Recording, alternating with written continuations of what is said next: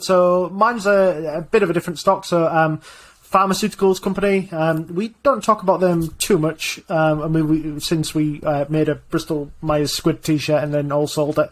But this is Vertex Pharmaceuticals, which I assume is one that people probably won't have heard of. But you might be shocked to hear just how sort of big it is. But we'll get to that in a short while. It's pretty much the leader for therapies to treat cystic fibrosis. So cystic fibrosis is a genetic disorder. It affects the lungs, the pancreas, the liver, the kidneys, and the intestines. Vertex itself owns 3 of the top drugs that are used in treatment and symptom control. So the company is also working with CRISPR technologies. They're developing an exocell, a one-time curative gene therapy, and for 2 blood disorders that require transfusions. So it's beta thalassemia and the sickle cell disease. So 2 big problematic diseases. And exocells is currently going through approval at the Food and Drug Administration, and it should go through next month. The early signs of that looks like it should go through pretty easily, and it should be ready for full submission in early 2023. So Europe is actually due to report back on full submission in the 4th quarter of this year. So that means, so very likely, Vertex is going to have a pretty lucrative curative therapy that it's going to be able to sell on top of its cystic fibrosis. So, but I just want to go back to cystic fibrosis because at the moment that is where all its revenue is. There are no other approved drugs to treat the underlying cause of cystic fibrosis. AbbVie has a drug combo that it picked up from Galapagos, which is a Belgian company, and it's currently in phase 1 clinical study. But that's way behind where Vertex are.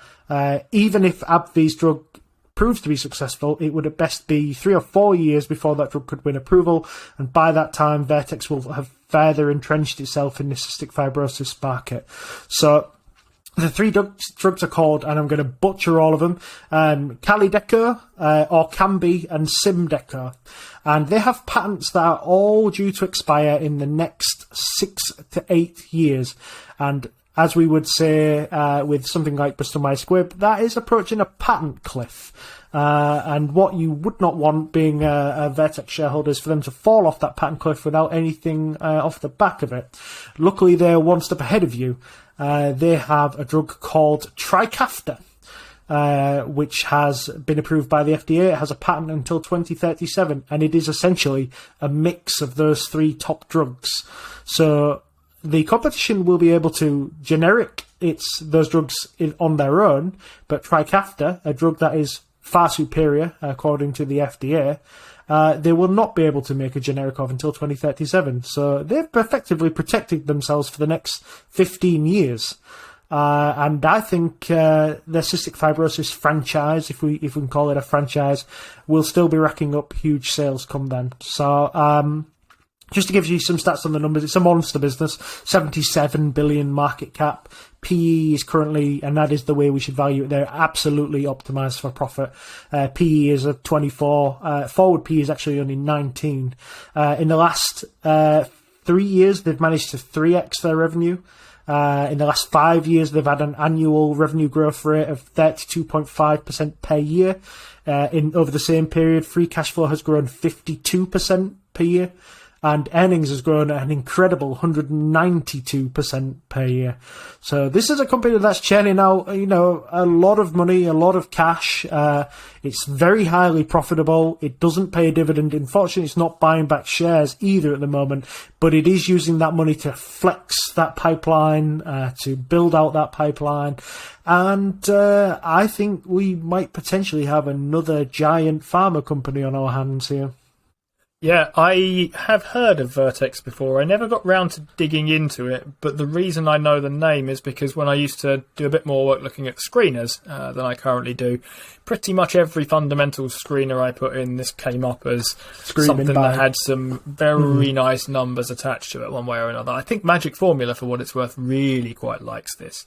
So a couple of things on this then. One is that I might be a customer kind of further down the line, not in the sense that I might contract sickle cell disease or something, but I actually have beta thalassemia, and it's relatively, it's one of these things that you would like to clear up but doesn't particularly debilitate them. So what that disease does basically is it matters if you ever have kids. If you pass a couple of recessive things, you can have a baby born with a significant deformity. So if, like me, you have it, your partner will need to get tested, or the whoever it is providing the other part of the genetic material. I guess it may or may not be your partner in these days. But on to the stuff about what they have going on with their existing drugs. So they pretty much have a monopoly kind of clamp on this then, and that's going to last quite a while here to 2037. I like the sound of this stuff in the sort of cystic fibrosis space. You said they've been growing quite fast. I sort of wonder, I kind of see them as maybe a maturing business. You said there's no buyback, no dividend at the moment, at which point my inner Paul asks immediately, how do we get the cash out of this thing ever?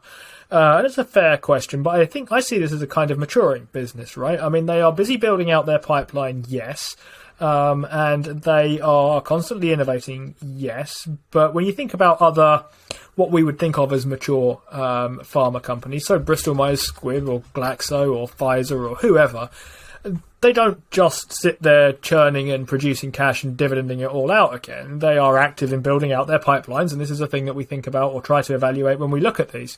So my sense is that, look, Vertex might well be kind of getting ready to kind of turn itself that way. It's got a really nice kind of patent protection for the next 15 years or so. I wonder whether there might be shareholder returns coming in this situation. Yeah. Definitely. I think it's only around the corner. They do have another 4 cystic fibrosis drugs that are currently in phase 4 as well, so they will probably soon have 7 of the top drugs, well, maybe 8 of the top drugs in cystic fibrosis. So this is definitely their area of expertise, but they're thinking that cystic fibrosis, because it's been one of those diseases that's been almost essentially unchallenged, that potentially the ways in which they treat cystic fibrosis are something that they can apply on other things as well. And they've tried their hand at bits and pieces. So they've tried their hands at things like pain, and they've got something in phase 2 at the moment, although they're finding that the dose on that has to be quite significant for it to actually work. But they're just kind of trying to figure out now with the FDA whether they think that maybe giving somebody a high dose is something that's worth doing. But a lot of their things at the moment they have something where they're looking at type 1 diabetes. They're also out-licensing a lot of drugs as well at the moment, just to kind of keep their own costs down and bringing some revenue, and letting Merck work on 3 drugs at the moment. So they're an incredibly impressive business, and there's only so long you can have an operating margin of about 36.7. It's actually 49 if you do trailing 12 months, and it's been in the high 40s as well. But there's only so long you can have an operating margin of that kind of amount and not start to give some of that back to shareholders. So I think we will see. They've taken on a little bit of debt because they made an acquisition. It was their first bit of debt. It's about 887 million in terms of what they actually generate in free cash. That's quite comfortably covered. So I think we'll probably start to see. We might start to see a dividend. We may start to see some buybacks, but at the moment they've got a perfectly reasonable excuse in that they build up this pipeline first, and then you can have returns for the next 15 years. Yep, pretty much. That seems to be so I think we kind of have 2 fairly similar sorts of companies there. They're both big. They both have, I guess we would call it a moat of an intangible source, either a contract or a patent or so on. They're both fairly concentrated, one on domain registry and one on, at the moment, cystic fibrosis, although that one's expanding out a bit. Lots of interesting things to think about here, I guess. Broadly speaking, we're looking in kind of similar territory, albeit in different sectors. Yeah, we've just found 2 really, really high margin businesses that have got their business screwed down. Cool. Well, those were our stocks, and those were our portfolios as well for the start of Q4. Who knows where we'll be by the end of the year. That's about all we got time for this time. We've gone well through the hour mark, along with some other stuff along the way. Thank you all very much for listening. Please do like and subscribe. We're getting close to that 1,000 mark now, so if there's anyone that you can think of that would be interested in subscribing, please do give them a nudge. We don't normally kind of encourage this sort of thing, but it'd be great for us to get through the 1,000 sooner rather than later if we can. We'll say a bit more about it next time. But for now, thanks for listening.